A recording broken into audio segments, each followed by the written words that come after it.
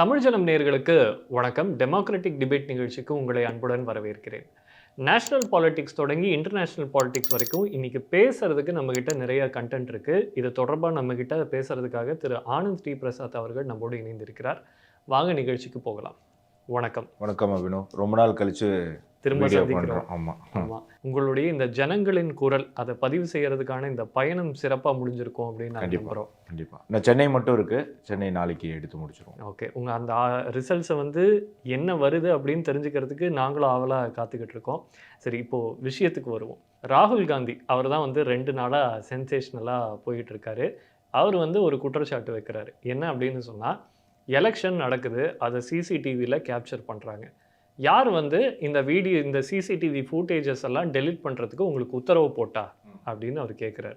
So ஏன் அதை கேட்குறாரு அப்படின்னா, அந்த ஃபூட்டேஜ் இருந்தால் இந்த ஃபேக் ஓட்டர்ஸ் இருப்பாங்களே அவங்கள வந்து நாங்கள் ஐடென்டிஃபை பண்ணிடுவோம்.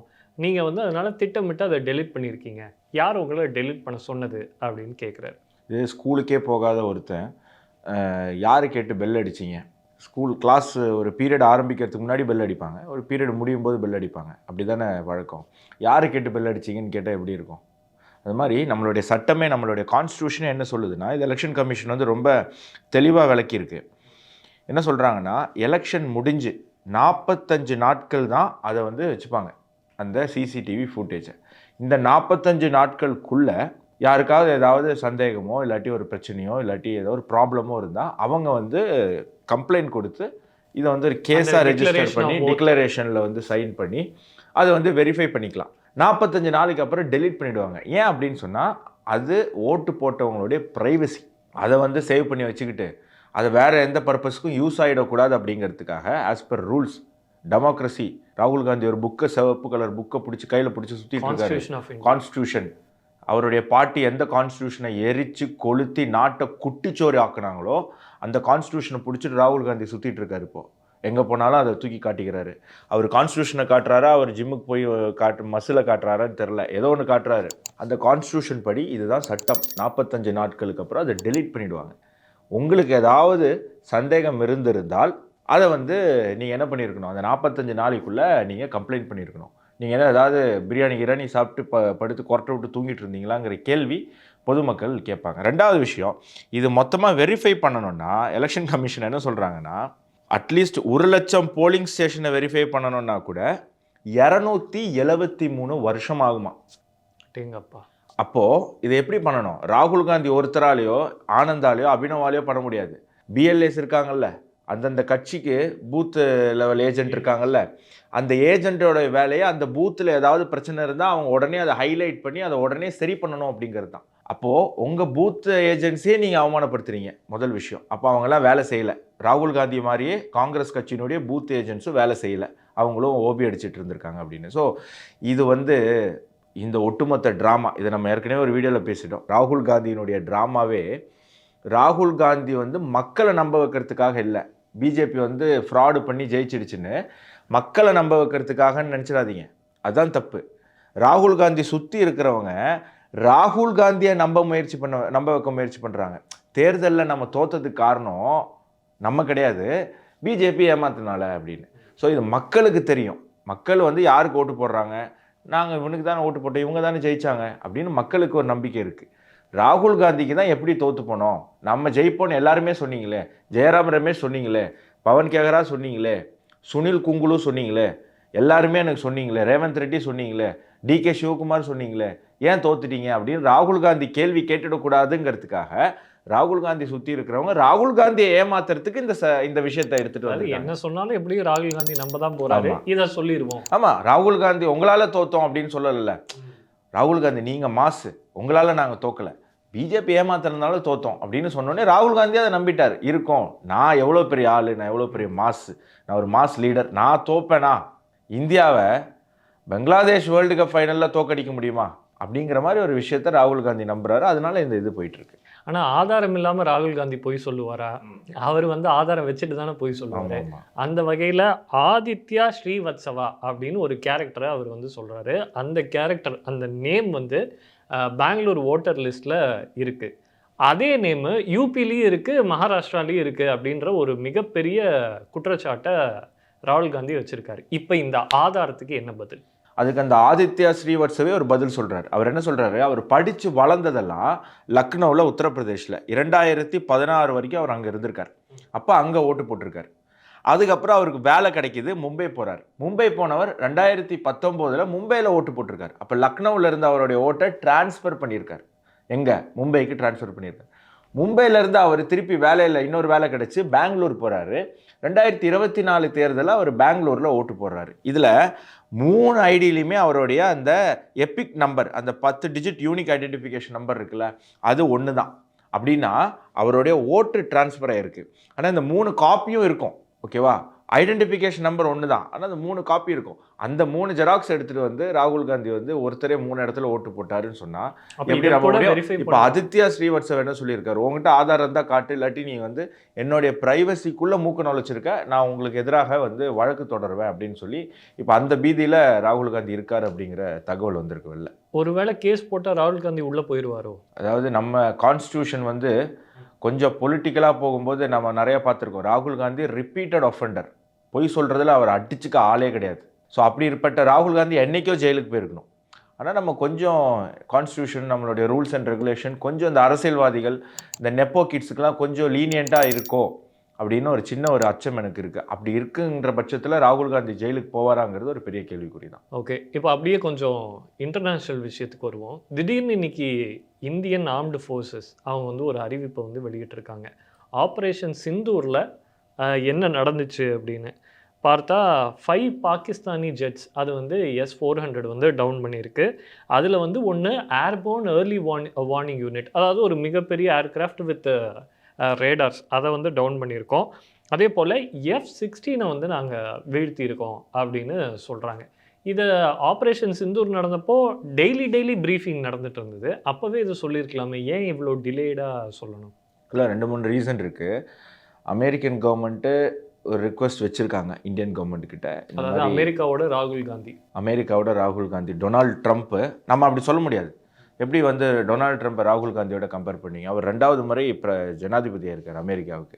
ராகுல் காந்தி தேர்தல் 3வது முறை தோத்துருக்காரு. ஸோ வந்து ட்ரம்ப் அப்படி சொல்ல முடியாது. நம்ம டொனால்டு ட்ரம்ப் தான், ராகுல் காந்தி தான். ஸோ அமெரிக்கன் கவர்மெண்ட்டு இந்தியாவோட நாங்கள் வந்து பேச்சுவார்த்தை நடத்தணும்னார்ல டொனால்டு ட்ரம்ப். அந்த பேச்சுவார்த்தை போகிற நிப்பாட்டுறதுக்கு இல்லை. ஐயா, எங்கள் F-16 எங்களுடைய டிஃபென்ஸ் சிஸ்டம்லாம் பாகிஸ்தானில் வந்து நீங்கள் கொஞ்சம் அடிச்சிருக்கீங்க. எதை வச்சு அடிச்சிருக்கீங்கன்னா ரஷ்யன் S-400 வச்சு அடிச்சிருக்கீங்க.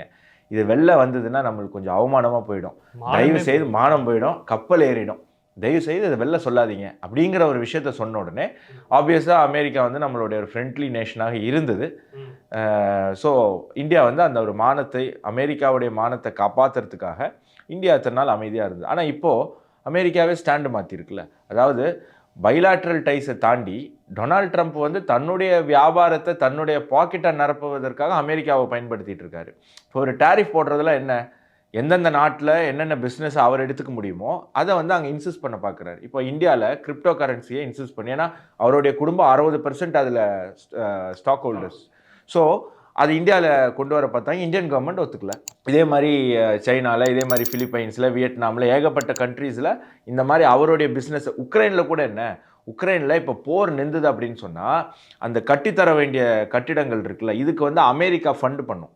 அப்படி ஃபண்டு பண்ணுற பணத்தை ட்ரம்ப் என்ன சொல்கிறாரு, நான் சொல்கிற கம்பெனிக்கு நீங்கள் வந்து கொடுக்கணும்னு. ஆனால் உக்ரைன் நம்ம ஜெலன்ஸ்கி வந்து நீ மட்டும் சம்பாதிச்சா போடுமா, அப்போ நாங்கள்லாம் எதுக்கு இருக்கோம், எனக்கும் கம்பெனி இருக்குது, நானும் கன்ஸ்ட்ரக்ஷன் கம்பெனி வச்சுருக்கேன். இதுதான் வந்து அங்கே பிரச்சனையே. ஸோ இந்த மாதிரி ட்ரம்ப் தன்னுடைய வியாபாரத்தை பெருக்க, வயிற்றை நிரப்ப, பாக்கெட்டை நிரப்ப அமெரிக்க மக்கள் தான். இப்போ இந்த டேரிஃப் போட்டால் இந்தியா ஒன்றும் கட்டாது. இப்போ நான் ஒன்று ஏற்றுமதி பண்ணுறேன், நான் வெங்காயம் ஏற்றுமதி பண்ணுறேன்னு வைங்களேன், அந்த வெங்காயத்துக்கு இந்த கூடுதல் 50% நான் கட்ட போகிறது இல்லை. அங்கே வாங்குற அமெரிக்காவில் இருக்கிற ஒரு அமெரிக்காவில் வெங்காயம் வாங்குற ஒருத்தன் தான் அதை வந்து கட்டணும். ஸோ வந்து இன்டைரக்டாக அது டேரிஃப் வந்து அமெரிக்கன்ஸுக்கு தான். ஸோ இந்தியாவுக்கு அதனால பெரிய பாதிப்பு இல்லை. என்ன, இந்தியாவிலேருந்து வாங்குற வெங்காயம் அமெரிக்காக்காரன் குறைச்சிப்பான்.